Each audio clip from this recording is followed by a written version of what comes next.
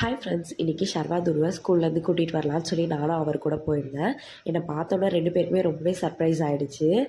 நானும் அண்ணாவும் படிக்கும் போது அம்மா தான் கூட்டிகிட்டு வருவாங்க. எப்போனாச்சும் அப்பாவுக்கு லீவ் இருக்கும்போது அப்பா வந்தானா எங்கள் 2 பேருக்குமே ரொம்ப ஹாப்பி ஆகிடும். அந்த மாதிரி தான் ஷர்வா துருவுக்கு இன்றைக்கி என்னை பார்த்துட்டு ரொம்பவே ஹாப்பியாக இருந்துச்சு.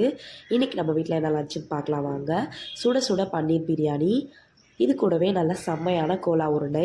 இந்த கோலா உருண்டை வந்து சோயாவில் பண்ணது. வெளியே நல்லா கிறிஸ்பியாக, உள்ளே நல்லா சாஃப்டாக, ரொம்பவே சூப்பராக இருந்துச்சு. அவர் சாப்பிட்டுட்டு ரொம்பவே சூப்பராக இருக்குதுன்னு சொல்லியிருந்தார். எனக்கு ரொம்பவே ஹாப்பியாக இருந்துச்சு. ஷர்வா துருவுமே ரொம்ப விரும்பி சாப்பிட்ருந்தாங்க.